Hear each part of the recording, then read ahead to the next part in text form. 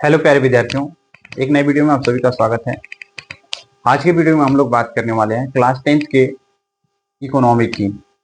अर्थशास्त्र के पहले चैप्टर को हम लोग देखेंगे, जिसका नाम है विकास। चैप्टर का नाम है विकास। इस चैप्टर में हम लोगों को टोटल 9 टॉपिक पढ़नी है, यानी कि 9 टॉपिक पढ़नी है। 9 टॉपिकों को हम लोग पढ़ेंगे।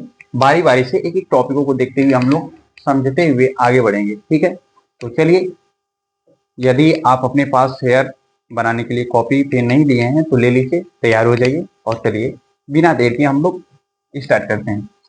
सबसे पहले हम लोग इसमें देखेंगे कि विकास को समझना। विकास को हम लोग समझते हैं सबसे पहले कि विकास है क्या और विकास को कैसे समझें। ठीक, तो इसको देखिए। विकास का अर्थ है लोगों और राष्ट्र के जीवन स्तर में प्रगति या फिर सुधार। दोनों के बारे में बात की जा रही है, लोग भी हैं और देश भी है। एक देश के बारे में सोचना या फिर लोग खुद अपने बारे में सोचते हैं तो उसको विकास कहते हैं, प्रगति करना। अब इसमें लोग हमेशा सोचते हैं, क्या सोचते हैं? जीवन कैसे बेहतर हो सकता है, क्या हासिल करना चाहते हैं, समाज कैसा होना चाहिए, क्या समानता और न्याय मौजूद है। ये चीजें हमेशा सोचते हैं, लोग हमेशा सोचते हैं। क्या सोचते हैं? कि जीवन को कैसे बेहतर और बनाया जा सकता है, कैसे हो सकता है, वे क्या हासिल करना चाहते हैं, समाज कैसा होना चाहिए, क्या समानता और न्याय मौजूद है। ये चीजें लोग सोचते हैं। तो लोग सोचते हैं तो धीरे धीरे विकास होता है। ठीक है, अब ज्यादा चमक रहा है, कोई नहीं, ठीक हो जाएगा। चलिए, ये लोग सोचते हैं। आगे हम लोग देखेंगे विकास का मतलब सिर्फ पैसा नहीं बल्कि सामाजिक, राजनीतिक और पर्यावरणीय कल्याण भी है। पर्यावरणीय कल्याण भी है। समझ रहे बातों को? पैसा ही केवल कमाना नहीं होता विकास। तब क्या होता? भाई, विकास का मतलब सामाजिक, राजनीतिक और पर्यावरणीय। ठीक है, इन चीजों को भी शामिल कर लेंगे तो जाकर बेहतर विकास होगा। विकास का मतलब केवल पैसा नहीं, सर्प भी। सर्प मतलब सामाजिक, र मतलब राजनीतिक और प मतलब पर्यावरणीय। सर्प सर्प ये भी विकास का मतलब होता है, यानी कि सामाजिक, पर्यावरणीय और राजनीतिक, ये भी विकास होता है। तब उसको हम लोग कह देंगे कि ये भी विकास है। क्लियर हुआ? यह एक जटिल प्रक्रिया है जिसमें आर्थिक विकास, सामाजिक न्याय, समानता और स्थिरता शामिल है। विकास में आर्थिक विकास, सामाजिक न्याय, समानता और स्थिरता शामिल है। पहला में हम लोग देखें विकास का मतलब, यानी कि विकास का मतलब लोग जब खुद के बारे में और देश के बारे में सोचते हैं विकास करने के लिए, तो वही होता है विकास। ठीक है, इसमें केवल विकास का मतलब पैसा ही नहीं बल्कि सामाजिक, राजनीतिक और पर्यावरणीय कल्याण भी शामिल होते हैं। ठीक है, इतनी चीज आपको क्लियर होनी चाहिए। फिर दूसरे टॉपिक पे हम लोग चलते हैं। तो अलग अलग लोग, अलग अलग लक्ष्य हैं, यानी कि लोग तरह तरह के हैं और अपना अपना गोल भी अलग अलग रखे हैं। इसको देखते हैं। तो लोगों के विकास के लक्ष्य उनकी आवश्यकताओं, इच्छाओं और परिस्थितियों के आधार पर भिन्न भिन्न होते हैं। किनके आधार पे? आवश्यकताओं, इच्छाओं और परिस्थितियों के आधार पर भिन्न भिन्न होते हैं। जैसे में भूमिहीन मजदूर, वो क्या करता है? अधिक कार्य दिवस, बेहतर मजदूरी, गुणवत्तापूर्ण शिक्षा और कोई भेदभाव नहीं करता। भूमिहीन मजदूर देख रहे हैं कि अधिक कार्य दिवस यानी कि बहुत ज्यादा देर तक काम करता है, बेहतर मजदूरी, गुणवत्तापूर्ण शिक्षा और कोई भेदभाव नहीं रखता। वही समृद्ध किसान, उनकी आय अधिक होती है, अधिक फसल मूल्य तथा बच्चों के लिए बेहतर अवसर, ये चाहते हैं। यानी इनकी आवश्यकता अलग है। यही देखें, भूमिहीन मजदूर की आवश्यकता अलग है और समृद्ध किसान की आवश्यकता अलग है। वही चीज शहरी बेरोजगार युवा क्या करते हैं, रोजगार के अवसर में होते हैं, उनका लक्ष्य कुछ और होता है। वही अमीर शहरी लड़की अपने भाई के समान स्वतंत्रता, विदेश में पढ़ाई का मौका चाहती है। यानी कि अलग अलग लोग अलग अलग इच्छा रखते हैं, उनका लक्ष्य अलग अलग होता है। मुख्य बिंदु को हम लोग देख लेते हैं। मुख्य बिंदु में जो एक व्यक्ति के लिए विकास हो सकता है वही दूसरे व्यक्ति के लिए विकास नहीं हो सकता। यानी कि सबका लक्ष्य अलग अलग है। हमारा मन है कुछ और करने का और बगल वाले का कुछ और, तो कैसे कह दें कि नहीं बगल वाला भी हमारे साथ में कर ले तो उसकी भी इच्छा पूरी नहीं होगी। यदि हमारे लिए विकास है तो दूसरे के लिए हानि हो सकती है। इस बात को हमेशा याद रखिएगा। मुख्य बिंदु में कभी कभी किसी का विकास लक्ष्य दूसरे के लक्ष्य से टकरा सकता है। यानी कि जो काम हम सोचे वही काम दूसरा सोचा और हम कर रहे थे, धीरे धीरे वो तेजी से कर लिया और सफल हो गया, तो ये दोनों आपस में एक दूसरे से टकराएंगे। उदाहरण में उद्योगपति बिजली के लिए बड़े बांध चाहते हैं, लेकिन आदिवासी जलमग्न होने के कारण अपनी जमीन खो देते हैं। इस चीज को देखिए, विरोध हो रहा है दोनों का। आय और अन्य लक्ष्य। तीसरा, पहला हम लोगों ने देखा था विकास का मतलब, फिर दूसरा हम लोगों ने देख लिया विकास को समझना, फिर दूसरा हम लोगों ने देख लिया था अलग अलग लोगों के लिए अलग अलग लक्ष्य हो सकता है। फिर उसके बाद तीसरा पॉइंट हम लोग देख रहे हैं कि आय और अन्य लक्ष्य। आय और अन्य लक्ष्य, इसको देखते हैं। आय एक महत्वपूर्ण लक्ष्य है लेकिन एकमात्र लक्ष्य नहीं। आय महत्वपूर्ण लक्ष्य है लेकिन मात्र एक लक्ष्य नहीं है। ठीक है, अब इसमें हम लोग देखते हैं, लोग यह भी चाहते हैं, क्या चाहते हैं, आवाज तो जा रही है, ठीक है, समान व्यवहार चाहते हैं, स्वतंत्रता चाहते हैं, सुरक्षा चाहते हैं, आदर करना, गरिमा, ये सब चीजें चाहते हैं। लोग यह भी चाहते हैं, केवल पैसा ही नहीं, पैसों के अलावा भी लक्ष्य होता है। कौन सा? लोग चाहते हैं समान व्यवहार, स्वतंत्रता, सुरक्षा, आदर करना, गरिमा, ये चीजें भी चाहते हैं पैसा के साथ साथ। आगे, गैर भौतिक चीजें, सम्मान, सुरक्षा, स्वतंत्रता, स्वास्थ्य और वातावरण उतनी ही महत्वपूर्ण है। गैर भौतिक चीजें, ये चीजें आवश्यक थी, पैसा आवश्यक थी, लेकिन उसके साथ ये भी चीजें आवश्यक उतनी ही है। उदाहरण, कम आय वाली लेकिन नौकरी की सुरक्षा वाली नौकरी को उच्च वेतन वाली लेकिन असुरक्षित नौकरी की तुलना में प्राथमिकता दी जा सकती है। यानी कि देख रहे हैं, कम आय वाली लेकिन नौकरी की सुरक्षा वाली नौकरी को उच्च वेतन वाली लेकिन असुरक्षित नौकरी की तुलना में प्राथमिकता दी जाती है। यानी जहां पे कम पैसा मिलता है उस लेकिन सुरक्षा ज्यादा मिलती है, वो बेहतर है। किससे बेहतर है? जिसमें अधिक पैसा मिलता हो, वेतन मिलता हो, लेकिन उसमें असुरक्षा हो, तो कम आय वाली बेहतर होगी। आगे, काम में भागीदारी से महिलाओं की गरिमा बढ़ती है, लेकिन घर पर सम्मान और समानता भी उतनी ही महत्वपूर्ण है। इस चीज को देखिएगा, काम में भागीदारी से महिलाओं की गरिमा बढ़ती है, लेकिन घर पर सम्मान और समानता भी उतना ही महत्वपूर्ण है। यानी बाहर हम काम करके महिलाओं को भेज देते हैं काम करने के लिए, तो पैसा लाती हैं, ये अच्छी बात है, लेकिन घर पे भी उनका सम्मान होना चाहिए। यदि बाहर जाती हैं, घर पे सम्मान नहीं होता है, तो पैसे का कोई मतलब नहीं है। ठीक है, अब चौथी पॉइंट हम लोग देखेंगे, राष्ट्रीय विकास। राष्ट्रीय विकास, ये चीज हम लोग देखे थे अभी तक देश के विकास में। राष्ट्रीय विकास में व्यक्तियों की तरह अलग अलग लोगों की राष्ट्रीय विकास के अर्थ के बारे में अलग अलग धारणाएं हो सकती हैं। जैसे लोगों का अलग अलग विचार है, उसी तरह देश के प्रति भी अलग अलग विचार हो सकता है। संघर्ष उत्पन्न हो सकते हैं, जैसे उदाहरण, सरकार बांध बनाती है, उद्योगों के लिए अच्छा लेकिन विस्थापित ग्रामीणों के लिए बुरा होता है। यानी कि जिस गांव में बांध बनाना शुरू हो गया वो उद्योगपतियों के लिए अच्छा है, लेकिन उस गांव में जो लोग हैं उनके लिए बेकार है। क्यों बेकार है? बेकार इसलिए है कि उनको गांव छोड़कर दूसरे गांव में जाना पड़ेगा, इसलिए उनके लिए अच्छा नहीं है। आगे, निष्पक्ष और न्याय संगत विकास से बहुसंख्यक लोगों को लाभ मिलना चाहिए और हितों में संतुलन होना चाहिए। हितों में संतुलन होना चाहिए। निष्पक्ष और न्याय संगत विकास से बहुसंख्यक लोगों को लाभ मिलना चाहिए और हितों में संतुलन होना चाहिए, यानी कि संतुलन बनाकर चलना चाहिए। अगला है विभिन्न देशों या राज्यों की तुलना। विभिन्न देशों या राज्यों की तुलना। तुलना के लिए संकेतों की आवश्यकता होती है। तुलना के लिए संकेतों की आवश्यकता होती है।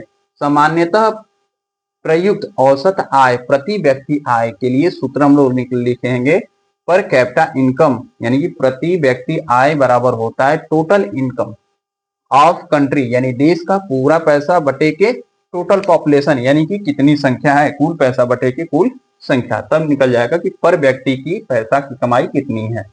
आगे विश्व बैंक वर्गीकरण 2019।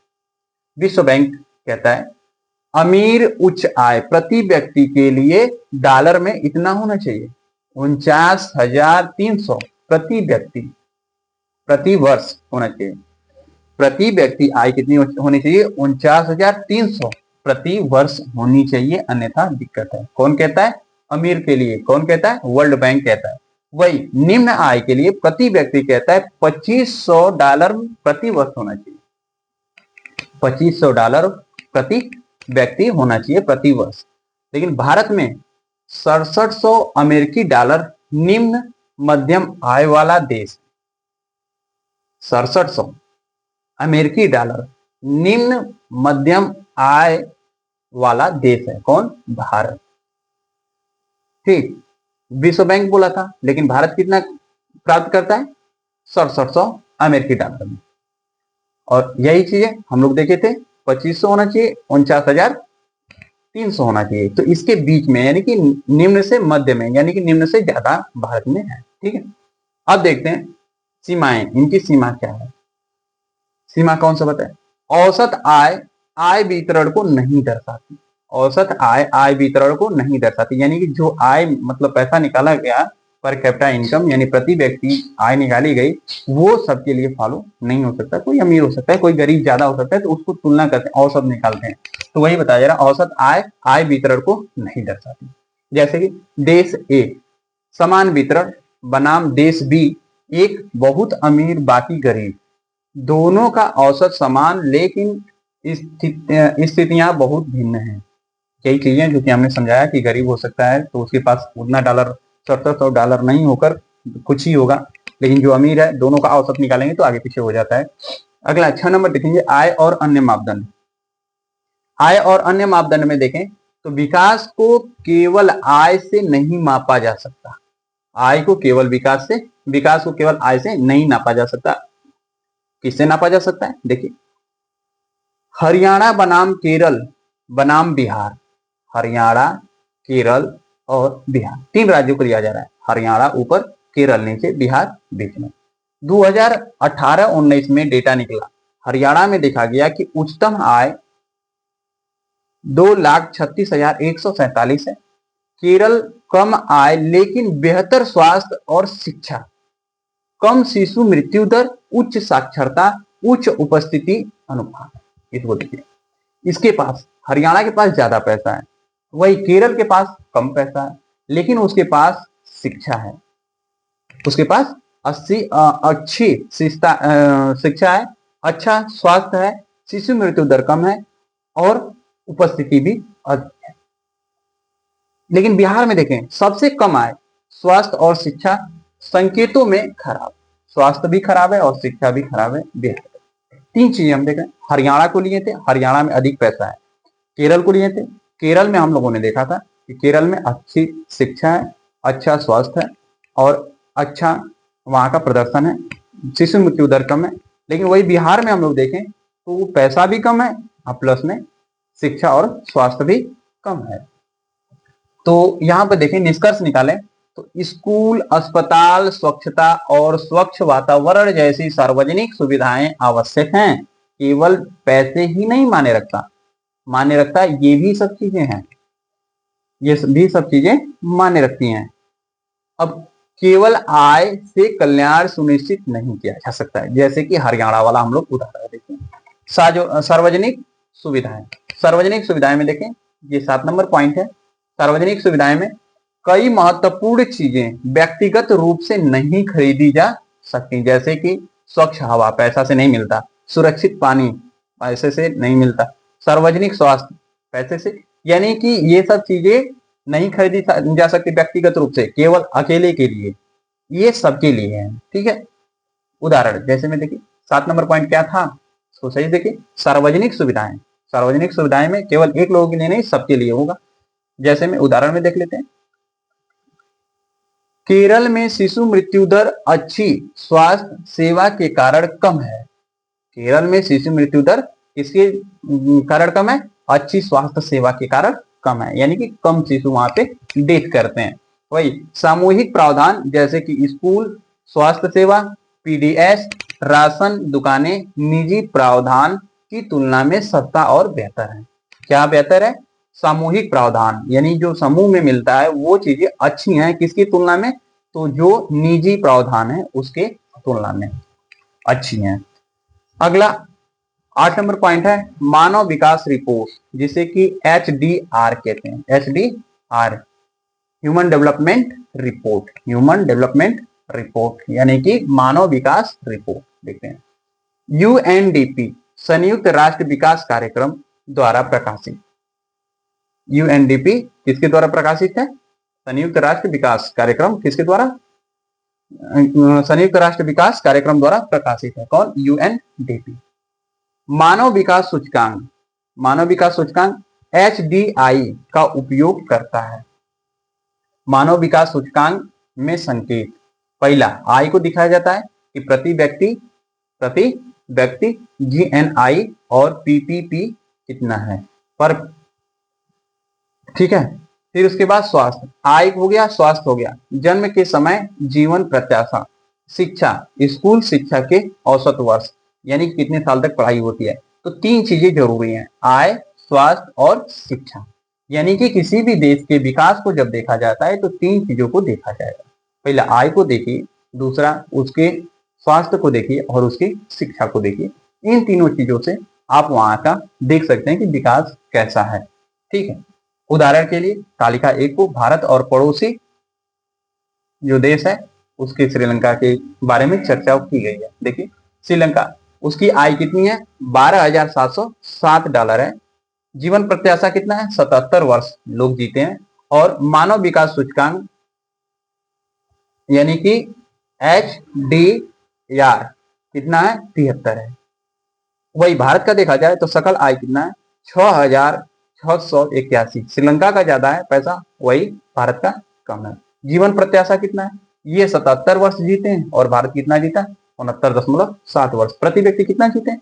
69.7, यानी कि 70 वर्ष के लगभग जीते हैं। वही भारत का HDR कितना है? 130। इसका HDR कम है, इसका HDR ज्यादा है। नेपाल और बांग्लादेश, भारत की तुलना में कम आय लेकिन उच्च जीवन प्रत्याशा, यानी कि नेपाल के लोग और बांग्लादेश के लोग ज्यादा वर्षों तक जीते हैं। ये उदाहरण में था। अगला हम लोग देखेंगे विकास की स्थिरता। विकास की स्थिरता में देखना है वर्तमान विकास से भावी पीढ़ियों को नुकसान नहीं पहुंचना चाहिए। पहला चीज होना चाहिए जीवन विकास की स्थिरता, मतलब कि वही चीज कि विकास रुक गया है तो आने वाली पीढ़ियों को नुकसान होगा, तो ये नहीं होना चाहिए। अगला सतत विकास। सतत विकास यानी कि संसाधनों की बुद्धिमानी से उपयोग करना सतत विकास कहलाता है। उदाहरण में भारत में भूजल अति प्रयोग आम है, जैसे कि पंजाब हो गया, पश्चिमी उत्तर प्रदेश हो गया, इन सब में अति प्रयोग, बहुत ज्यादा जल का प्रयोग किया जाता है। वर्ष 25 वर्षों में भारत का 60% भाग भूजल संकट का सामना कर सकता है। बहुत ज्यादा जल संकट आ सकता है। अति प्रयोग असंवहनीय, अति प्रयोग क्या है? असंवहनीय है। कच्चे तेल के भंडार, तालिका 1.7 में है। विश्व भंडार 1697 बिलियन बैरल पिछले 50 वर्षों में खत्म हो चुका है। संयुक्त राज्य अमेरिका का भंडार केवल 10 वर्षों तक चलता है। वही तेल अक्षय नहीं है, आयात पर निर्भरता समस्याएं पैदा करती हैं। यानी कि जो सतत पोषणी का सतत पोषणी विकास, हाँ सतत पोषणी विकास चीजें हैं, उनको बुद्धिमानी से सॉल्व मतलब यूज करना चाहिए ताकि आने वाली पीढ़ी भी उस चीज को यूज कर सके। तो हम लोगों ने देखा टोटल इसमें 9 टॉपिक है, 9 टॉपिक को आप लिख लीजिए और अच्छे से फेयर बनाकर एग्जाम के लिए तैयार कर लीजिए। सो इस वीडियो में हम लोग इतना ही रहने देते हैं। तब तक के लिए वीडियो कैसी लगी आप कमेंट में जरूर बताएं। इस वीडियो में इतना ही रखते हैं। Thank you for watching this video.